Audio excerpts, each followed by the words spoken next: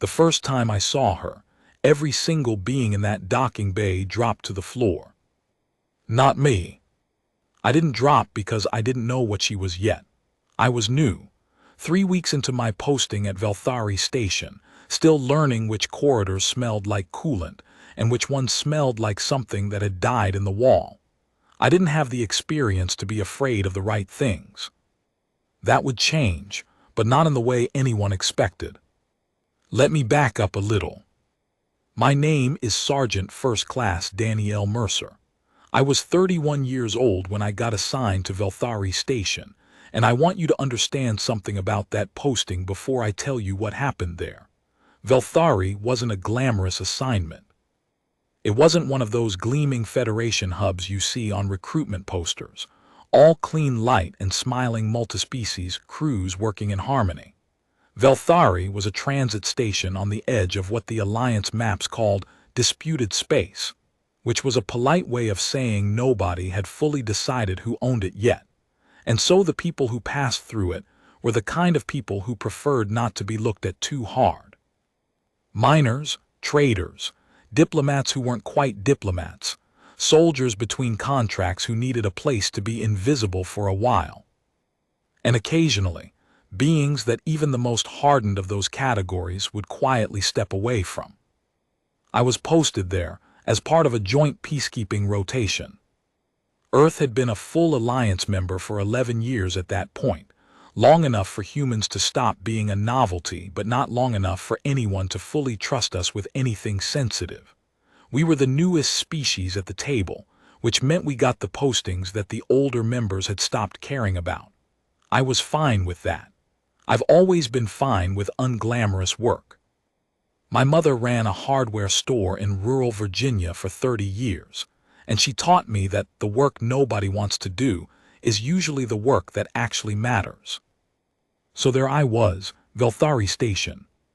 Gray metal walls, 6 different atmospheric zones to accommodate 6 different species, a cafeteria that served something for everyone and something truly terrible for most, and a security rotation that I was technically part of even though my commanding officer, a Shelloran named Commander Veth, had made it very clear that my role was observational. "You watch," Veth told me on my first day. He was tall and thin, with 6 fingers on each hand and eyes that moved independently like a chameleon's. "You report. You do not intervene unless I authorize it." "Yes, sir," I said. "Humans intervene impulsively," he said. It wasn't an insult the way he said it, just a fact he was putting on the table. I understand it is a cultural tendency. But here, impulse can end diplomatic relationships that took 40 years to build. "Understood, sir."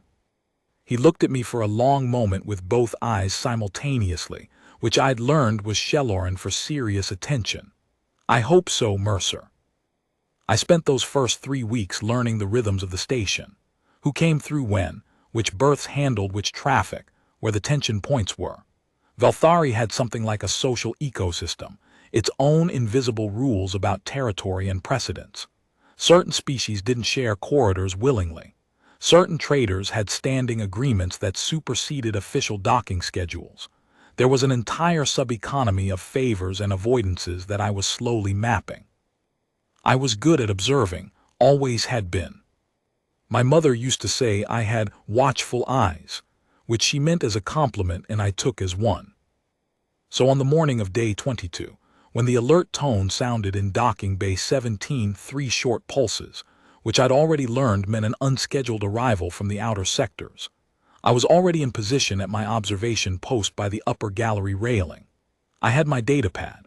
I had my coffee, which I'd successfully convinced the cafeteria to produce using a workaround involving 2 different beverage synthesizers and a setting meant for Cathali stimulant drinks. I was watching. The bay doors opened. The ship that came through wasn't large. That was the first thing that surprised me. I was expecting something imposing based on the way the automated systems had immediately flagged the arrival and started cycling through clearance protocols at a speed I hadn't seen before. I was expecting something that looked dangerous. What came through was a mid-sized craft, Korathi design, black-hulled with narrow running lights that pulsed a deep violet. The registration markings on the side had been partly obscured, not removed, just subtly altered, the kind of thing you do when you want plausible deniability rather than actual anonymity. The ship settled into the bay with a low mechanical hiss, docking clamps engaged. And then I noticed the floor. It took me a second to process what I was seeing. The beings in docking bay 17, there were maybe 40 of them, a mix of species waiting for various arrivals and departures, plus 6 of our security personnel, had all moved. Not casually, not the way people shift to get a better view of something interesting. They had pressed themselves against the walls. Some of them were crouched. 2 Velhari dock workers, big, 4-armed beings who I had watched casually move cargo crates that would have taken a human forklift, were flattened against the far bulkhead like they were trying to become part of it. Commander Veth appeared at my elbow without a sound. He had a talent for that. "Step back from the railing," he said quietly. "What's happening?" "Step back, Mercer." I stepped back. I kept watching through the railing gaps. The ship's hatch opened. She came out alone. Here's the thing about describing her that I find difficult even now, years later. I've tried to explain what she looked like to people who weren't there, and I always run up against the same problem, which is that the physical description never quite captures what the room felt like when she walked into it. She was Kelvara.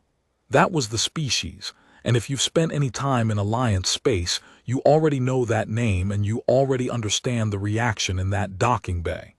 If you haven't, I'll explain it as simply as I can. The Kelvara are an old species, not the oldest in the Alliance, but old enough that they were navigating between stars when humans were still debating whether the Earth was round.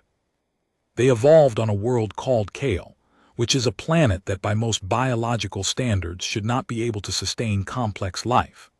It's heavy, almost twice the gravity of Earth. It's harsh in ways that go beyond weather, with electromagnetic storms that cycle through every 40 hours and an ecosystem that never fully stabilized, which meant the creatures that survived there did so through a process of continuous violent adaptation over millions of years. The Kelvara are the apex predators of that world, and they look like it. She was approximately 7 feet tall, though her posture made her seem taller. She moved with this absolute economy of motion, nothing wasted, nothing casual. Her exoskeletal plating covered her shoulders, chest, and the outer sides of her limbs, deep blue-black in color with this subtle iridescent quality that shifted slightly as she moved, like the surface of a beetle's wing. Her face was angular, with high cheekbones that were actually structural, part of the bone architecture extending beneath the surface plates, and eyes that were a pale, almost colorless silver, with vertical pupils. She carried no visible weapons. That was somehow the most frightening thing about her. Everything about her physical form was the weapon. She stood at the base of her ship's ramp, and did something I can only describe as surveying. She looked at the docking bay the way you look at a room you've walked into 100 times, like the contents of it were already accounted for, and she was just confirming they hadn't changed. Her gaze moved through the bay, over the pressed-against-the-wall dock workers, over the crouched security personnel, over the various traders and passengers who had collectively decided that the far side of the bay was where they needed to be. Then her gaze went up, to the gallery railing. To me, I was the only being in that docking bay who was still standing in the open. Not because I was brave. I want to be clear about that right now. I was standing there because I had a railing in front of me and my legs hadn't gotten the memo yet about what was happening. It took a beat longer for the context to fully register. By the time it did, by the time some part of my brain had processed this as a Kelvara, and you should probably reassess your position, she was already looking at me. And here's the thing. I didn't move. Partly because moving suddenly when an apex predator is looking directly at you seems like a terrible idea. Partly because Commander Veth's hand had appeared on my shoulder, very still, communicating through stillness that I should not do anything sudden. But also, and I've thought about this a lot since, partly because of something I can't fully articulate. Something in the eye contact that didn't feel like threat and didn't feel like recognition. It felt like assessment. Like being looked at by something trying to form an accurate opinion, rather than decide whether to act.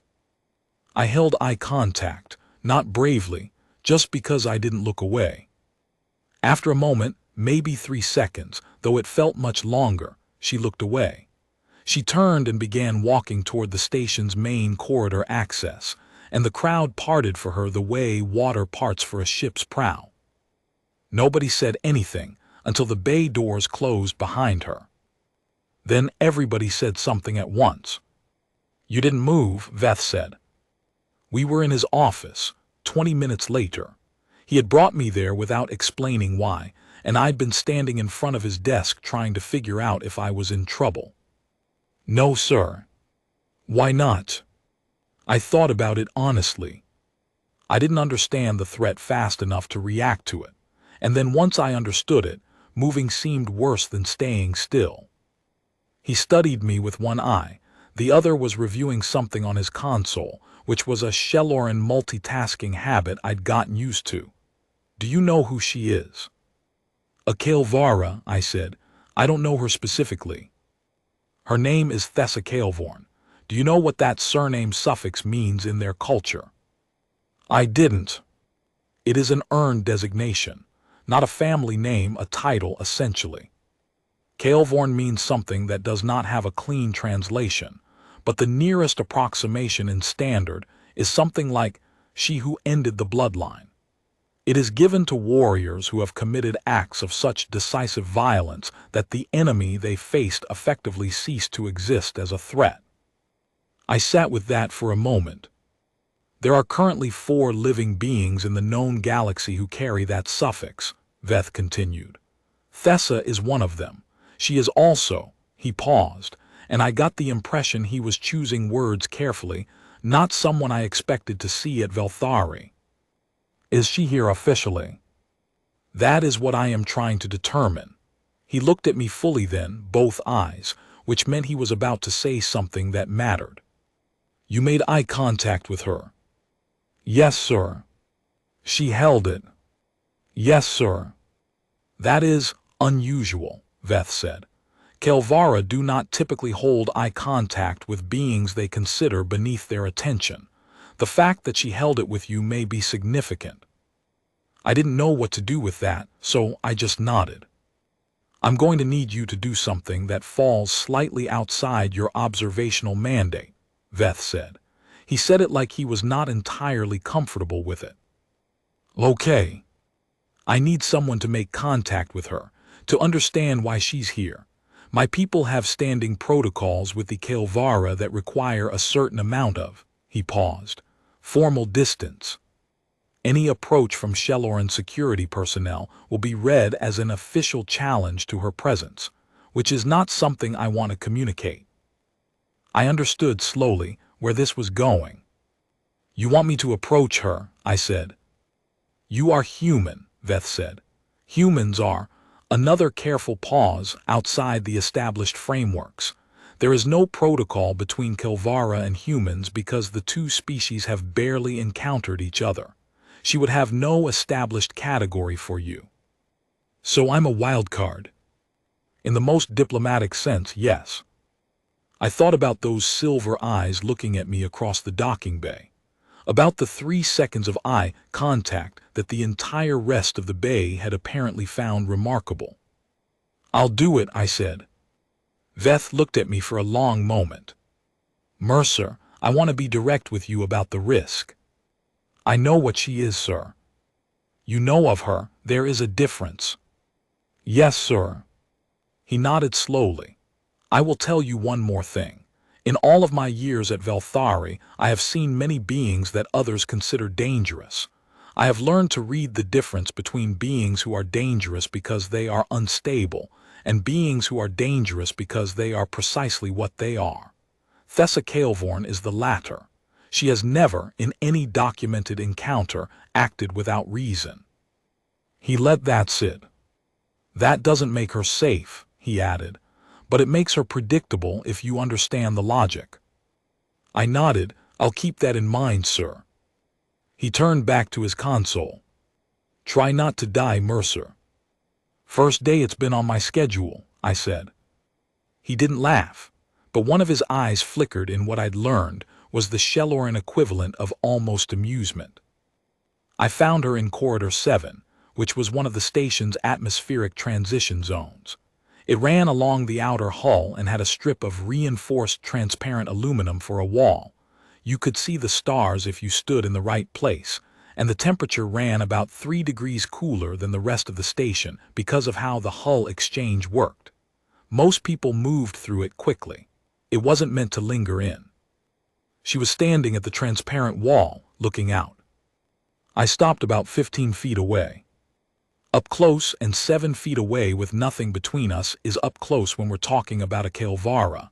She was even more present than she had been across the docking bay. That's the word that came to me then, and it's still the word I use now. Present. Like she occupied space more fully than most beings do. Like the corridor had organized itself around her without being asked. She didn't turn when I walked up, but she knew I was there. I was certain of that. I stood there for a moment, thinking about what Veth had said. She has never acted without reason. I decided to try something simple. I decided to just be honest. I'm not sure what the standard greeting is, I said. So I'm going to start with, I saw you come in, and I'm the person who was standing at the railing. My name is Danielle Mercer. I'm human. I'm going to guess you already know all of that. Silence. Then very slowly she turned.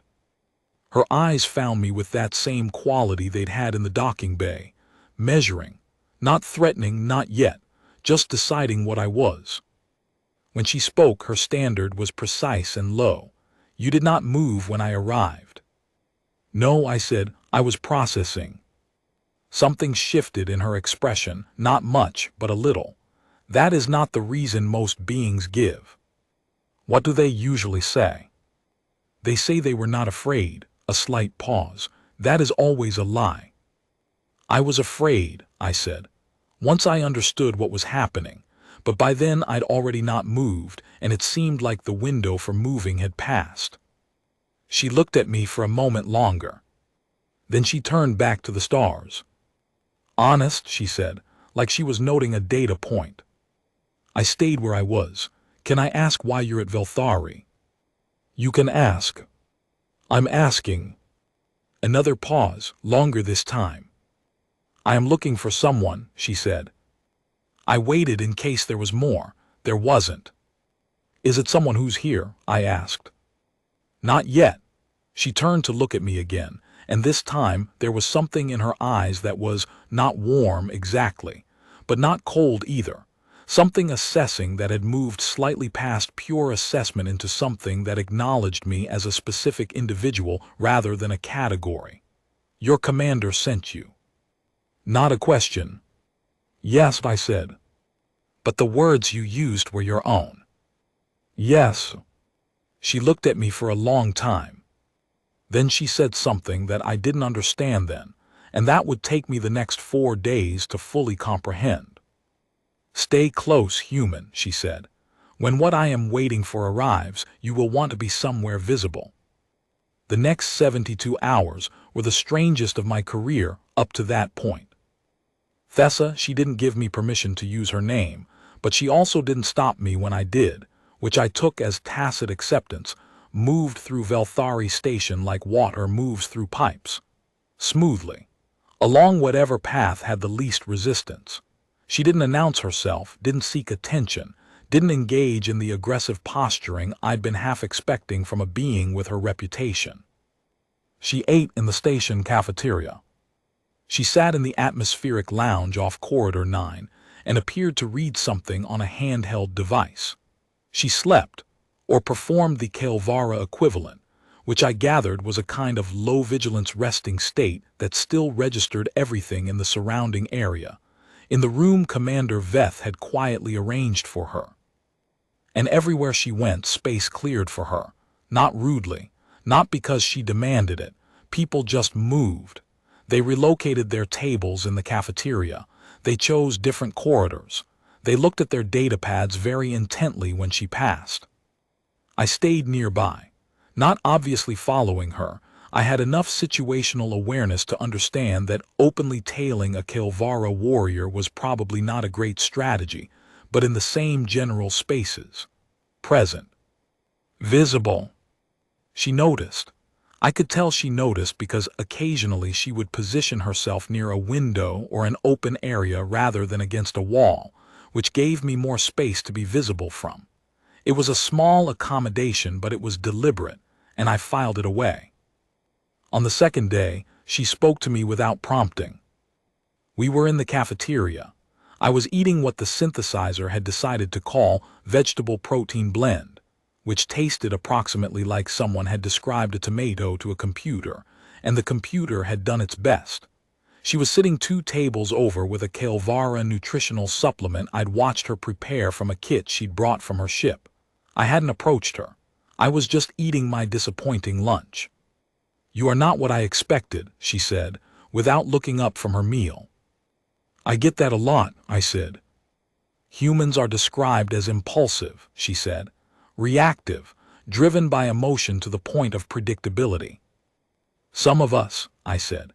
"I've also met humans who'd spend 4 hours discussing whether to move a couch before they'd actually move it." She looked up then. That slight shift in expression again, the one I was starting to recognize as her version of being interested. "You are not embarrassed by your species' reputation." "Why would I be? It's not wrong," I said. "We are impulsive and emotional. We're also stubborn and adaptable, and we have this irritating tendency to decide that something is possible and then just do it anyway, even when we probably shouldn't." She considered this. "That quality has a name in Kelvara tradition," she said. "It does not translate cleanly.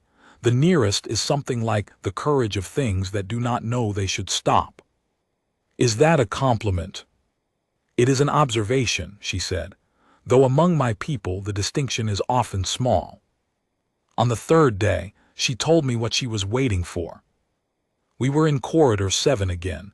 The Starview corridor had apparently become a kind of default meeting place for us, which I found slightly amusing and didn't comment on. She was standing at the transparent wall again. I was leaning against the opposite wall, giving her room. "Do you know what a Kelvara blood challenge is?" she asked. "I know the concept," I said carefully. "Someone challenges a Kelvara to single combat. The outcome determines—" I trailed off because I wasn't sure of the details. "The outcome determines many things," she said. "Depending on the terms, territory, reputation, the settling of debts." She paused. "In this case, a life." I stayed very still. "Someone challenged you?" "Not me." She turned from the stars. "My sister's daughter, my niece. She is young, barely past her naming rights. She has never been in formal combat, and she accepted a challenge issued by a Varaketh commander named Sorek Dal. I didn't know that name, but from the way Thessa said it, I could tell it was significant. "Who is Sorek Dal?" I asked. "He is the 3rd-ranked blade in the outer sectors," she said. "He has fought 14 formal challenges. He has won all 14. And your niece accepted a challenge from him." She did not understand what she was accepting. She is young and proud, and she did not know his record. She only knew she could not refuse without forfeiting her position in her home cadre. A pause. "She is 23 years old by your measurement." "She is?" Thessa stopped. Something moved behind her silver eyes that I hadn't seen before. Something that looked, despite everything, like grief held very carefully in check. "She is gifted. She is not ready for Sorek Dal." "So you're going to fight him instead?" I said. "I am going to offer to substitute," she said. "Under the code, a senior female relative may stand in a blood challenge if the original challenger consents to the substitution. And if Sorik Dal doesn't consent, then I will make the alternative sufficiently unappealing that consent becomes the wiser option. I processed this for a moment. How is it going to work when he gets here? He will arrive with a complement of his cadre warriors. He will expect to intimidate. He will expect the station security to create distance between him and the challenge. She paused. That is why I told you to stay visible. When he arrives, I need it to be clear that the station has not taken a position, that I am not being sheltered or constrained.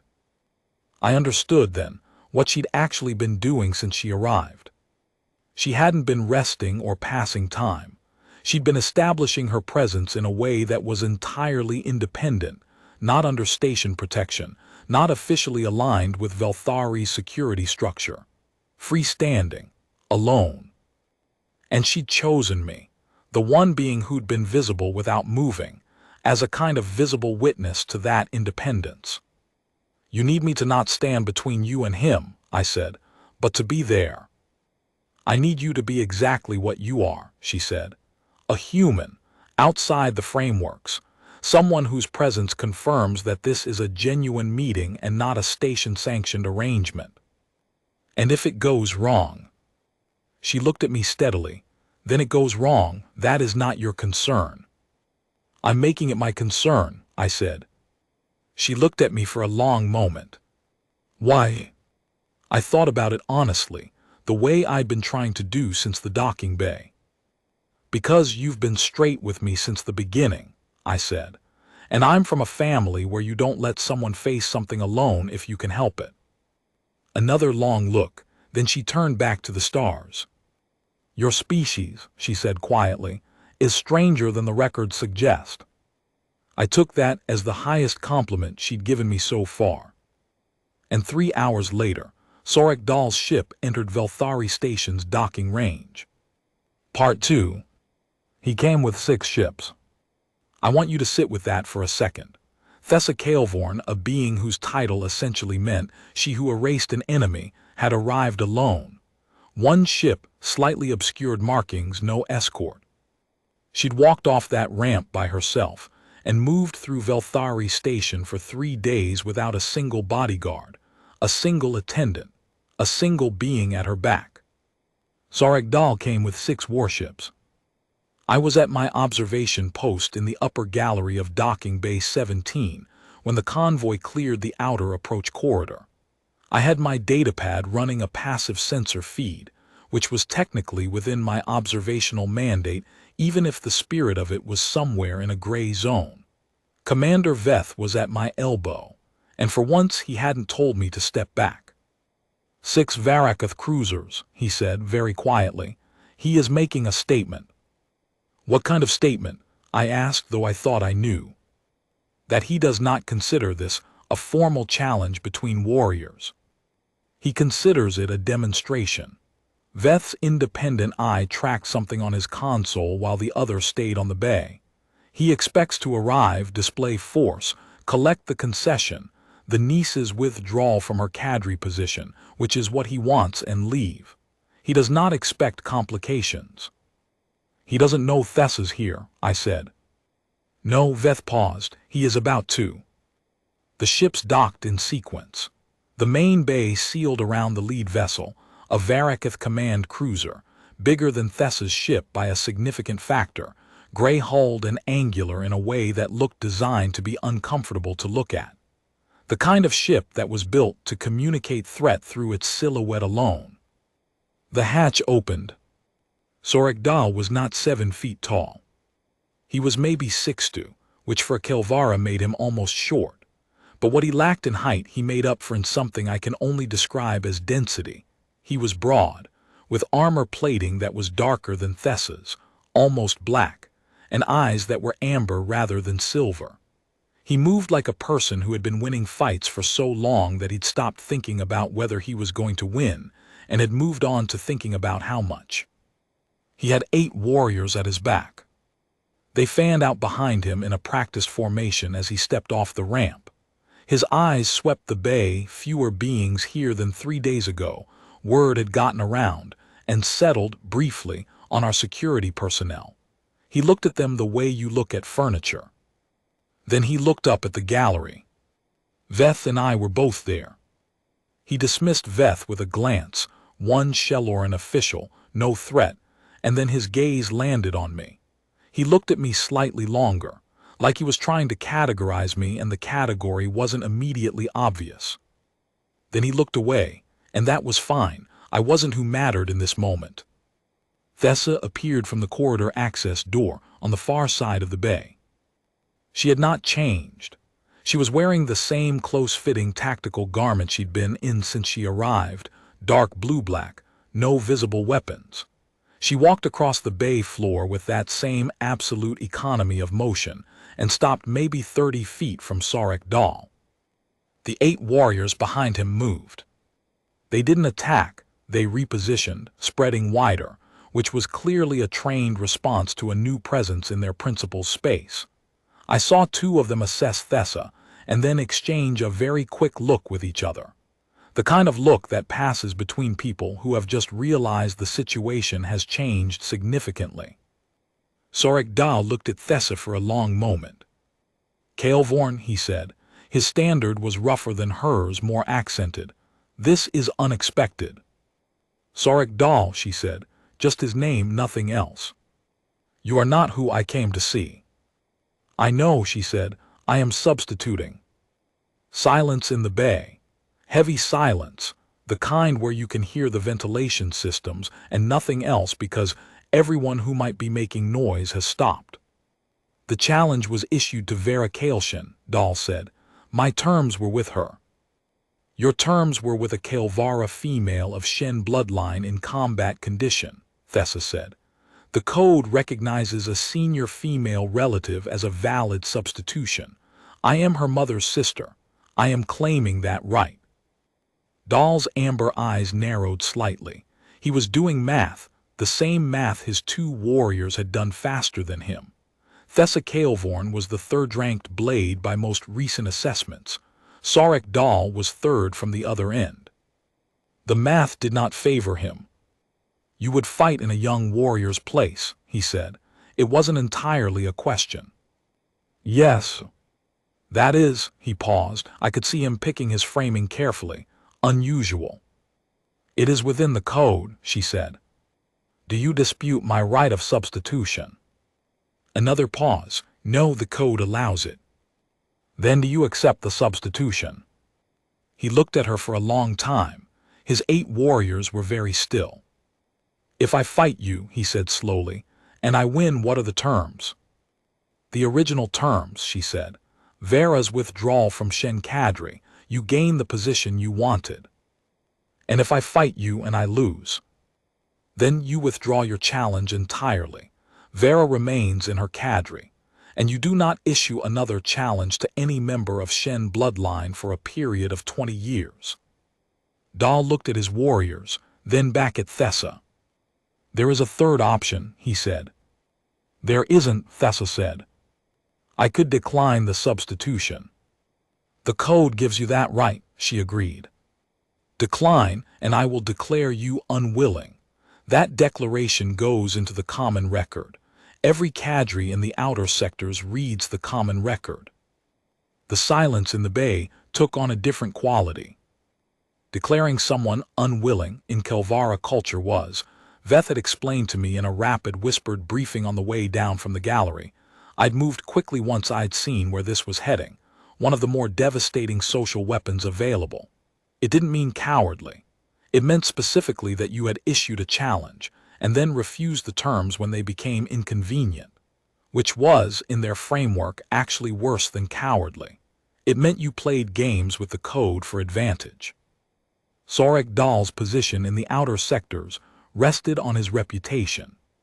14 victories in formal challenge. An unwilling declaration wouldn't erase those, but it would cast a shadow on every one of them. It would suggest that the challenges had been selected for advantage rather than honor. He was trapped, and the worst thing was that he'd walked into the trap himself. All Thessa had done was be here. I was standing near the corridor access on the far side of the bay, which put me roughly equidistant from both parties. I wasn't between them, Thessa had been very clear about that, and I'd positioned myself accordingly. I was just present, visible, a human in a space where there was no established protocol for what a human meant. Dahl's eyes found me again. I didn't know what he was looking for. Maybe he was checking for some angle he'd missed, some faction alignment that would explain why a human was standing alone in a Kelvara confrontation, and why neither Thessa nor the station security was doing anything about it. There was no angle to find. I was just there because Thessa had told me to be, and because I'd decided that was enough reason. I met his gaze steady. He looked away first. "I'll accept the substitution," he said. He said it the way people say things when they've run out of better options. "The fight will be according to formal terms, witnessed, recorded, no interference. Agreed." "Agreed," Thessa said.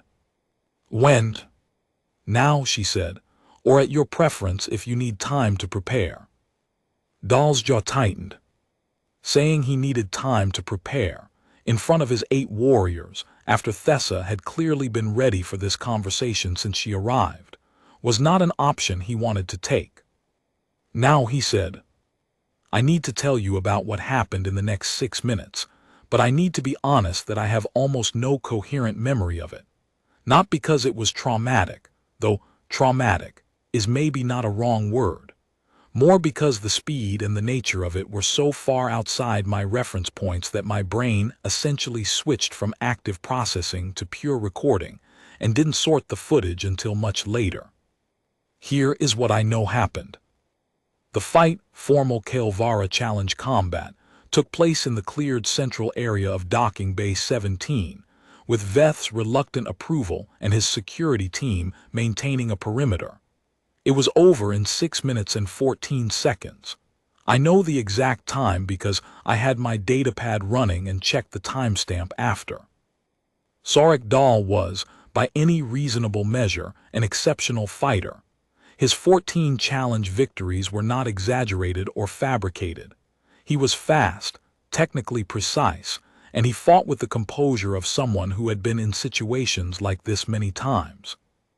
None of which mattered. What I can tell you, from the recording rather than from memory, is that Thessa fought with a kind of terrifying calm. She moved less than he did. He attacked in sequences. I could see the patterns even without a frame of reference for Kelvara combat technique. And she responded to each sequence with the minimum necessary motion, redirecting rather than blocking, letting his own momentum work against him. She didn't taunt him. She didn't escalate unnecessarily. She fought like someone solving a problem efficiently. At the 4-minute mark, one of his 8 warriors moved just slightly, shifted their weight, which was either preparing to intervene or was an involuntary response to what was happening. Thessa noticed without taking her attention off Dahl and said one word in Kelvara that I didn't understand. The warrior stopped. At 6 minutes and 14 seconds, it ended. Dahl was on the floor. He was not dead, that hadn't been the term, but he was very thoroughly incapacitated, and the way he was incapacitated made it clear that Thessa had controlled the outcome with precision. She could have ended it 3 different ways. She chose the way that was definitive without being permanent. She stepped back. She looked at his 8 warriors. They looked at her. Nobody moved. She looked at Dahl. "The terms," she said simply.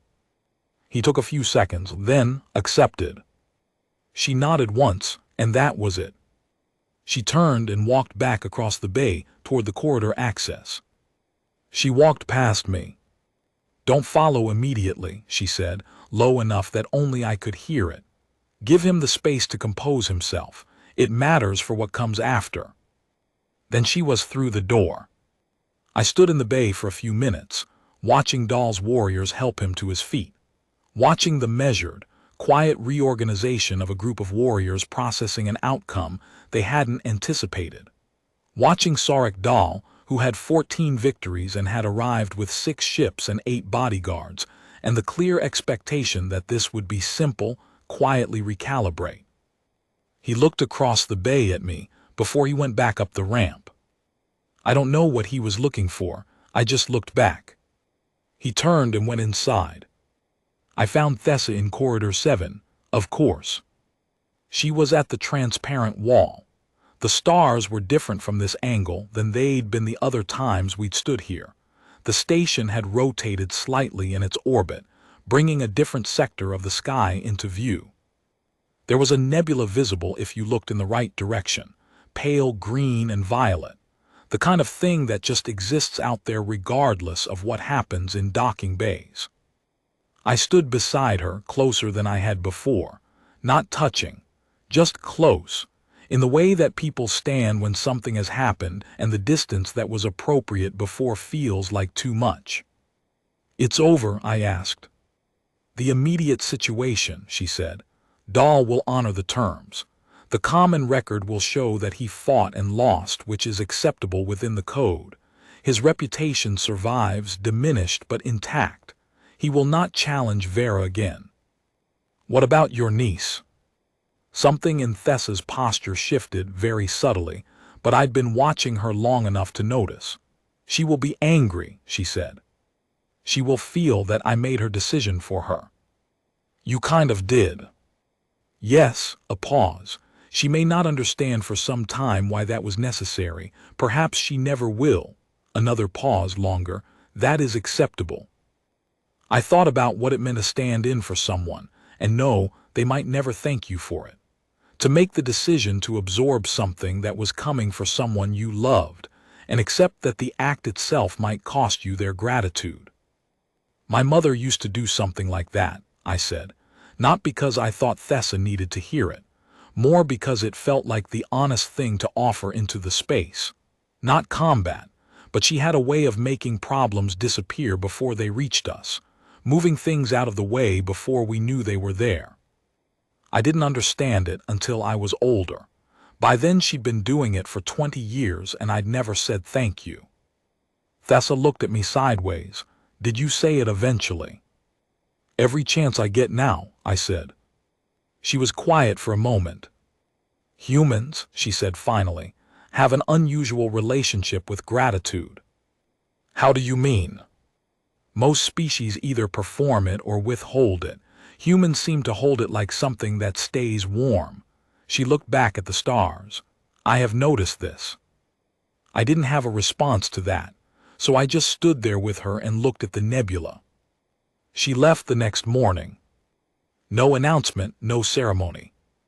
I came on shift at 700, and the automated docking log showed her ship had cleared the outer approach corridor at 3:12. Clean departure, properly filed, nothing irregular. She'd left something in Corridor 7, though. One of the station's maintenance crew found it and brought it to Veth, who brought it to me. It was small, a piece of Kelvara plating, the kind that comes from the forearm. Not from a living being. This was clearly a crafted piece, made specifically to be given. It was deep blue-black with that iridescent quality, shaped roughly oval, and on one side there was an engraving I couldn't read, Kelvara script, angular and precise. Veth translated it for me. "Roughly witnessed and found steady," he said. "It is a commendation. In Kelvara culture it is given to someone who," he paused, choosing words, "who stood present at a significant moment without interfering with its natural course. It acknowledges a particular kind of strength, the strength of knowing when to be still." I turned the piece over in my hands. It was warm somehow, even though it had been sitting in the corridor. "She could have just said goodbye," I said. "Perhaps," Veth said, "but I think she knew you would not have known how to receive that." I thought about it. He was probably right. I put the piece in my breast pocket, carried it for the rest of my tour at Velthari. Carry it still. Part 3. 4 months after Thessa left Velthari Station, I was transferred. It was a routine rotation. Earth Alliance peacekeepers moved on a 6-month cycle in theory. though in practice postings got extended or cut based on operational need. Mine got cut because an incident in the Delhari corridor needed people with cross-species experience, and apparently standing in a docking bay, while a Kelvara warrior settled a blood challenge counted as cross-species experience in my personnel file. I reported to my new posting, a monitoring station at the edge of Delhari space, smaller than Velthari, staffed by maybe 60 people across 4 species. And I thought that was that. Thessakalvorn was a chapter that had closed, an extraordinary few days that I'd carry as a story and as a warm piece of plating in my breast pocket and not much else.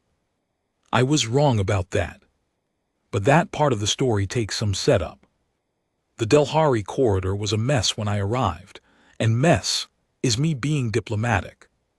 The short version, 3 species, the Delhari themselves, the Torech and the Valian, shared navigational rights through a stretch of space that contained 6 significant transit points and approximately 40 years of accumulated grievances about how those transit points were being used.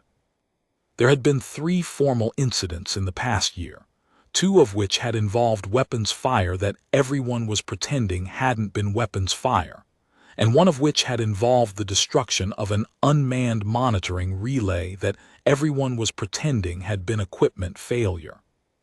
Nobody wanted a war. Wars in that corridor would interrupt trade routes that affected a significant portion of the inner alliance economy, but nobody was willing to concede enough to actually settle the underlying disputes. My posting was to the monitoring station. Officially, I was there as an observer and liaison, same role as Velthari, in theory.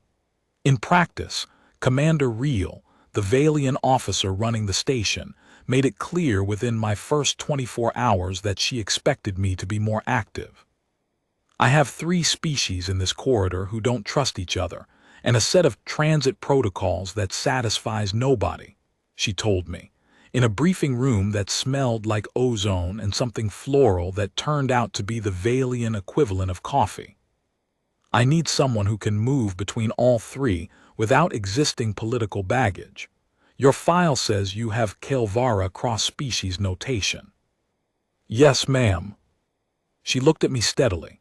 Commander Reel was Valian, which meant she was compact and quick-moving, with large eyes that were almost entirely gold-colored, and a way of holding herself that suggested constant readiness.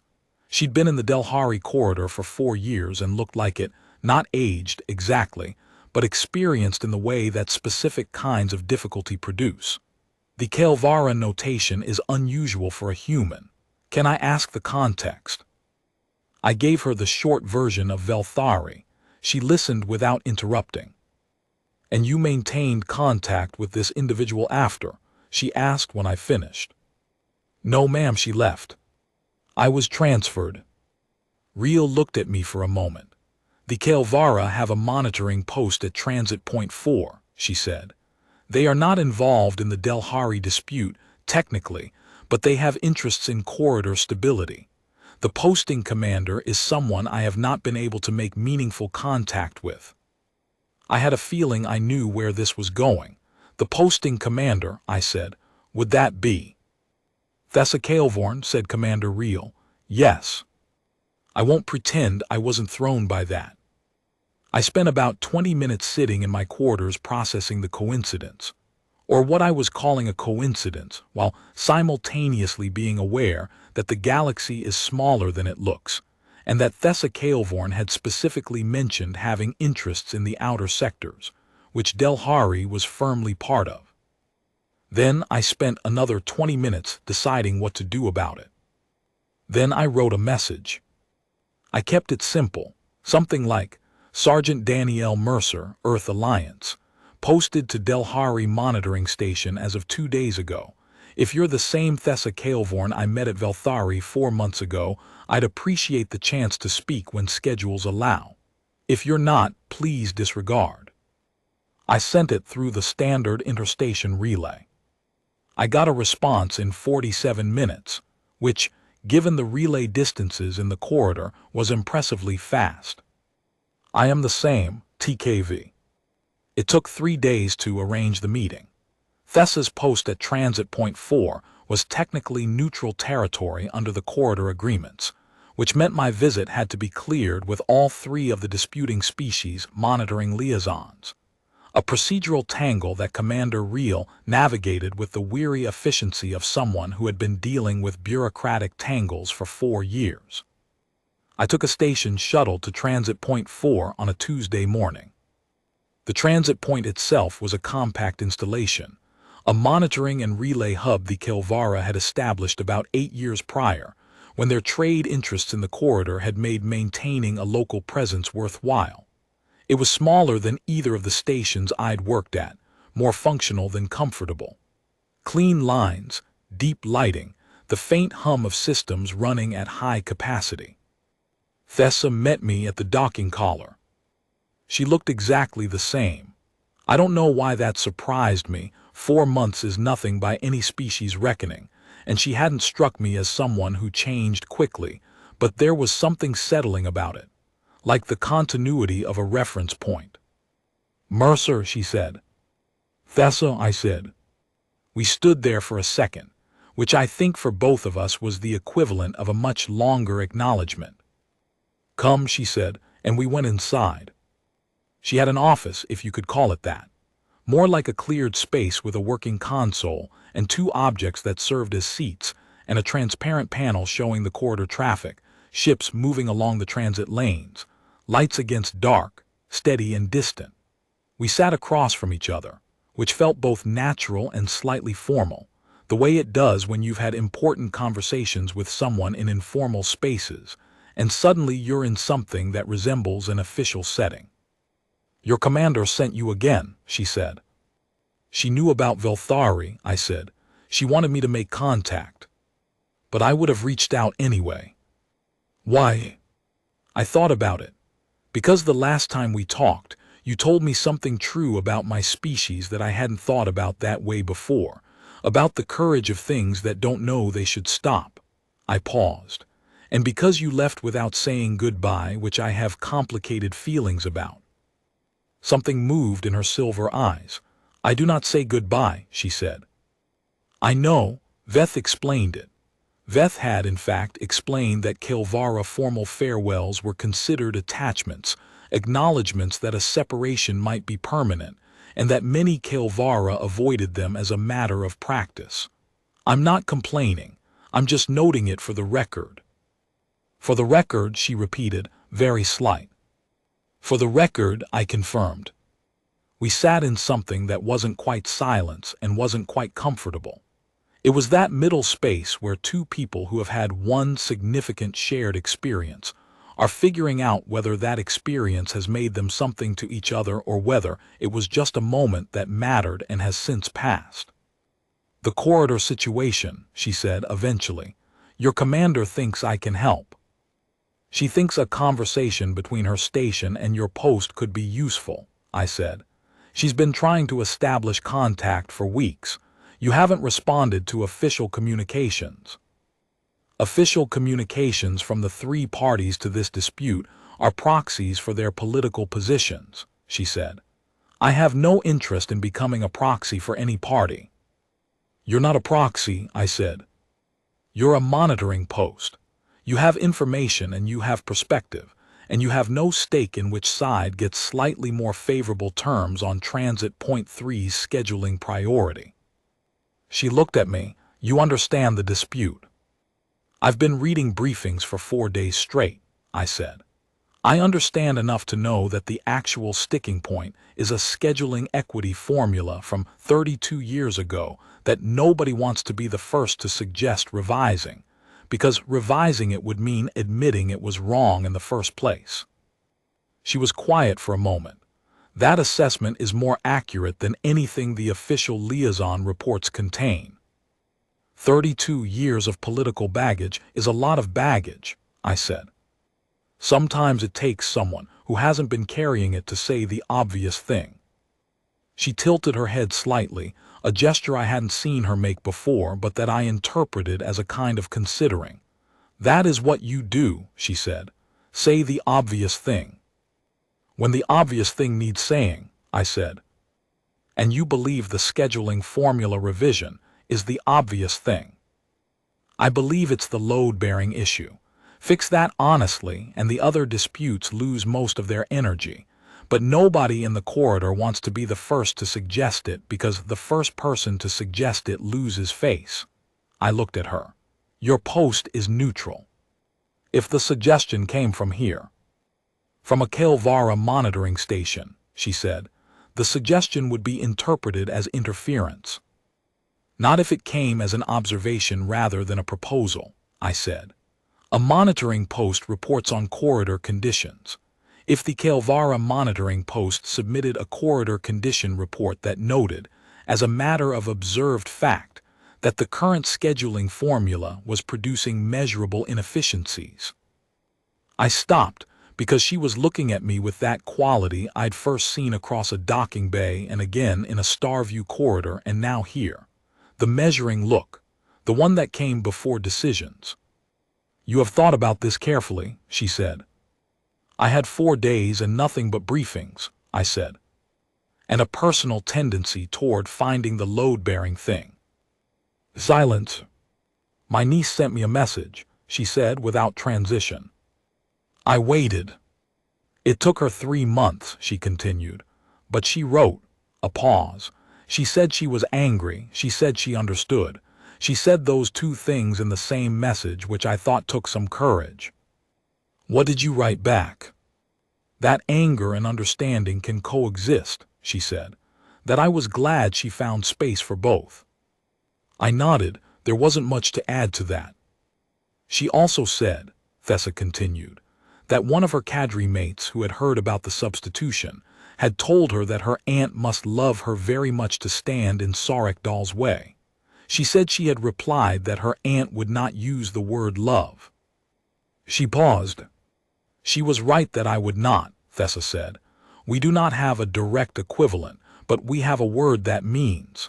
She seemed to consider the translation carefully. It means something like the thing in you that you would face Sarek to protect. I sat with that for a long moment. That's a better word, I said. Yes, she said, ours usually are.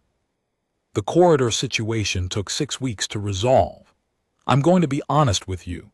It was 6 weeks of careful, frustrating, painstaking work. And most of it happened not in dramatic confrontations, but in the form of messages and meetings, and the slow, grinding process of creating enough trust that people could say what they actually meant instead of what they were supposed to say. Thessa's monitoring post submitted a corridor condition report in the 3rd week. It was framed, exactly as I'd suggested, as an observation rather than a proposal, a technical assessment of scheduling inefficiencies attributed to formula outdatedness. It contained no political language, no alignment with any of the 3 parties, no suggestion of whose fault anything was. It was the opening everyone had been waiting for without knowing they were waiting for it. The Delhari were the first to respond formally, because they had the most to gain from formula revision and the least political investment in the status quo. Then the Torech, with qualifications. The Valians took another week, and they added stipulations that required 3 more days of back-channel negotiation to address. I was in most of those back-channel conversations. So was Thessa, on secure relay. She had a way in those conversations of saying exactly what needed to be said and nothing more. She never padded, never performed, never worked to seem reasonable. She just was reasonable in a way that made performance unnecessary. Commander Reel told me in the 5th week that she thought the process was working. She said it like she wasn't fully sure whether to believe it yet. It's working because she's in it, I said. Reel looked at me. She's in it because you reached out to her. She's in it because she was already here and had already decided the corridor mattered, I said. I just made the connection. Reel was quiet for a moment. Humans, she said, with an inflection I couldn't entirely read. We have a talent for finding the load-bearing thing, I said. The formal agreement was signed on a Tuesday, the same day of the week I'd first flown out to Transit Point 4, which I noticed, and which was probably meaningless. Commander Real's station hosted the signing. Representatives of all three corridor species were present, along with a delegation from the Inner Alliance that had arrived in the final week to provide formal witness, once it became clear the agreement was actually going to happen. Thessa attended in person.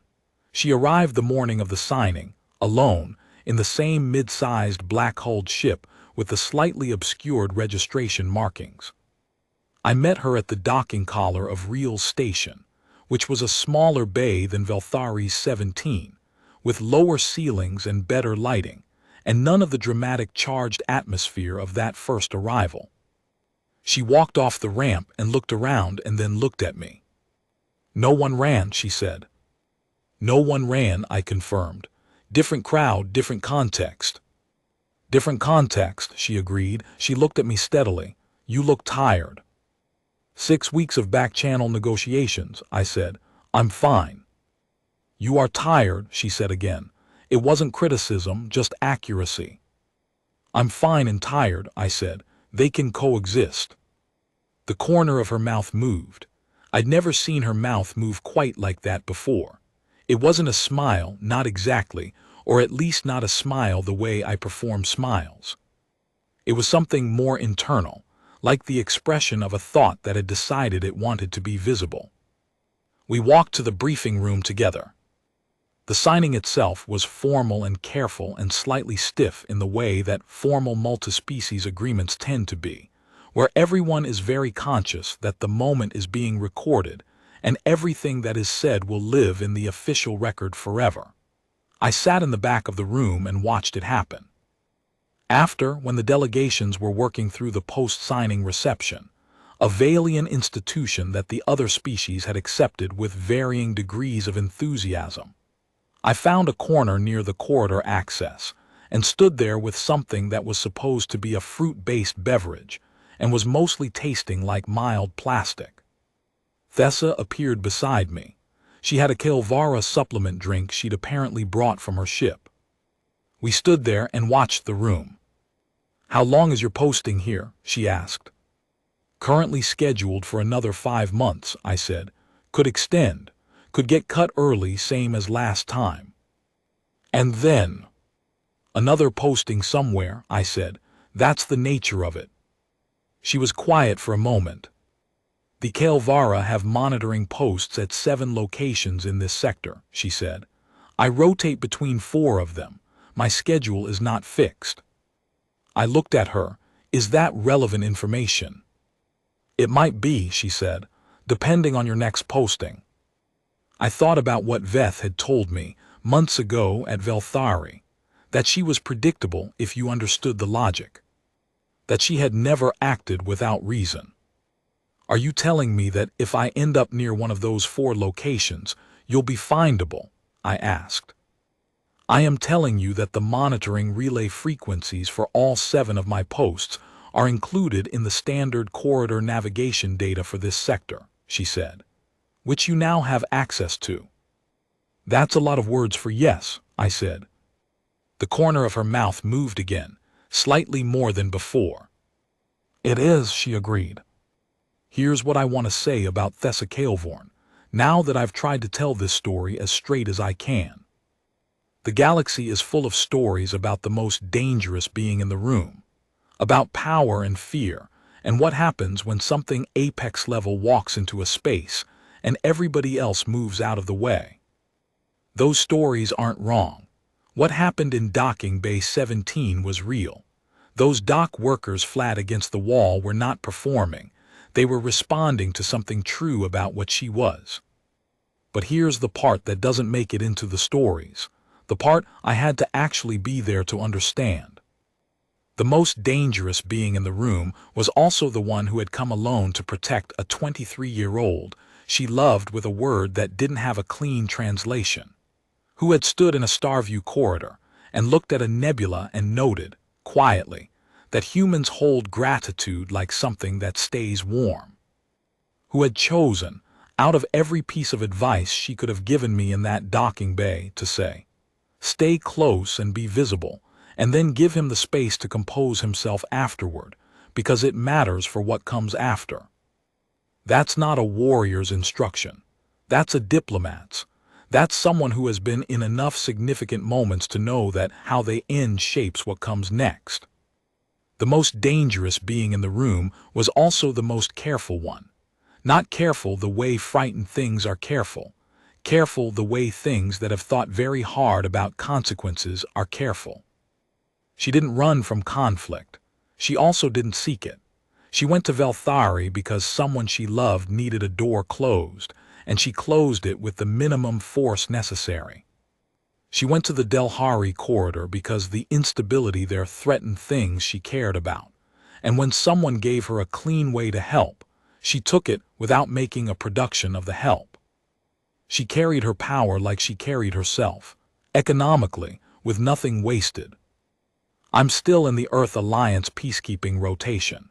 Different postings, different corridors, different species and disputes and situations requiring someone who can move between frameworks because they don't fully fit inside any one of them.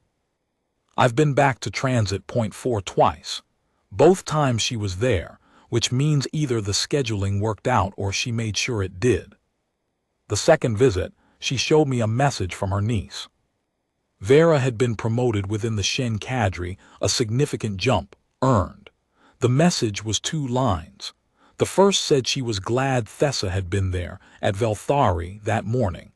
The second said she hoped someday to be half as clear about what mattered. Thessa didn't comment on the message. She just showed it to me. I said, that took courage sending that. She said, yes. And then we went and watched the corridor traffic through the transit point's transparent panel and didn't say much else. Because sometimes the thing you need to say has already been said and everything else is just being present for it. I still carry the plating she left in Corridor 7. It's warm in my pocket right now, as I'm writing this, which is probably the metal holding ambient temperature and nothing else. But I'm old enough and far enough from certainty to not be entirely sure. The engraving says, witnessed and found steady. I think about that on the hard days. The days when the postings are unglamorous and the protocols are frustrating, and the work is the kind that nobody notices because it happened and nothing went wrong and nothing going wrong is the whole point. I think about standing at a railing in a docking bay not moving, not because I was brave, but because I hadn't processed yet what was happening, and how sometimes the bravest things you do are the ones you didn't plan. I think about a 7-foot warrior looking up across a bay full of beings who'd moved away, finding the one who hadn't, and deciding that meant something worth remembering. I think she was right that it meant something. I think we were both figuring out what.